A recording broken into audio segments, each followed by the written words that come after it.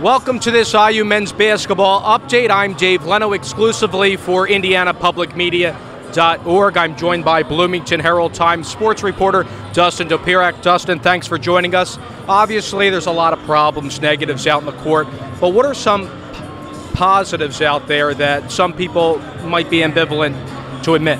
Well, I mean, there's a lot they just got to work through. It's, you know, there are positives in the way that, I mean, this is still an extremely young team, and, you know, you've seen some things that look good for the future. I mean, obviously the major issue the team's dealing with right now is the injury of Maurice Creek, but what you saw from him before he got hurt says a lot for the future. I mean, he was obviously, I think, top 5 in Big Ten in scoring.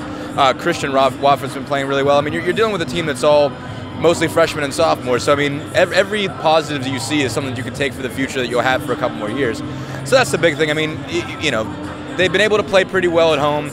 They've done fairly well defensively at times. I mean, you see sparks of things. I mean, obviously you see a lot of problems, you see a lot of turnovers lately, but, you know, there are a couple flashes in the fact that they know that they have this team for probably 2 more years at least. Most of these guys for 2 more years or 3 more years. You know, there's some positive things there. One of the big things going into this season was who was going to be the leader, who was going to step up, and one of the names, Jeremiah Rivers, the transfer from Georgetown. How's he been doing? Is he the leader of this team, or is there someone else? I mean, I think he should be. I don't think there's times when he isn't. I'm kind of surprised that he isn't. It seems like he doesn't necessarily use as much capital as he has. I think a lot of the guys look up to him. I don't think he necessarily does all that he can with that ability, with that capital. I mean, because there's certain things he's done well. I mean, he pushes the pace for this team and that, but you know, obviously he's been terrible with the free throw line, and you know, there's only a certain degree to which you can look up to him towards the end of games. I mean, he can defend really well. He's a good athlete. He's a good rebounder, but you know, when you can't go to a guy to make free throws down the stretch, that kind of, you know, loses some credibility there.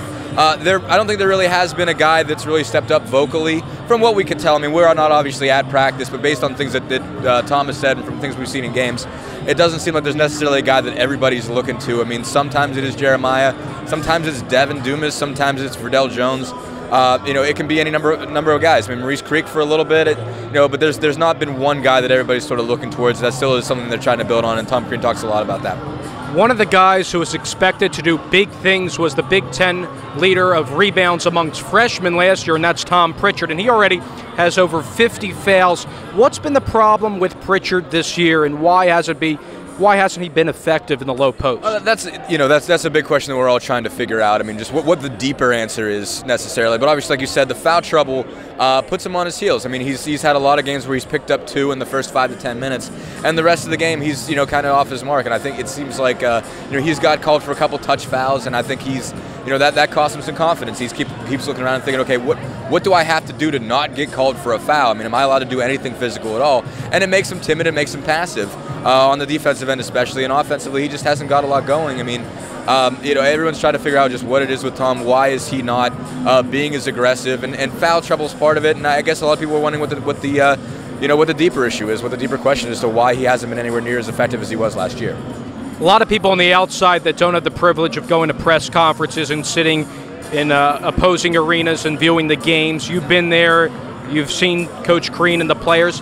How are they handling the struggles of this year and the restoration, year number 2 at that? Well, I mean, I think they're handling it relatively well as can be expected. I mean, I think Tom's getting a little bit frustrated, but you know, he obviously keeps telling the media and therefore keeps telling himself, hey, we're in a major rebuilding project. So, you know, there's going to be growing pains. There's going to be these issues. It's going to take a while to build up from something that was as decimated as it was a year ago. So, I mean, I think he's keeping it together. I think he's telling the kids, telling the guys, watch out now, telling the guys to do the same. And you know, I mean, they seem to be handling it well. They're not falling apart yet. You know, you could definitely see some fight in them. You know, other than the Ohio State game where they really didn't kind of show up. Other than that, I mean, they've you know, came out and fought every game, even if they haven't been that effective. They've at least been there. They've been at least, you know, keep working every day and realizing that, you know, maybe this season isn't the end game. They got to look for a couple years in the future as to when this thing is going to really come around.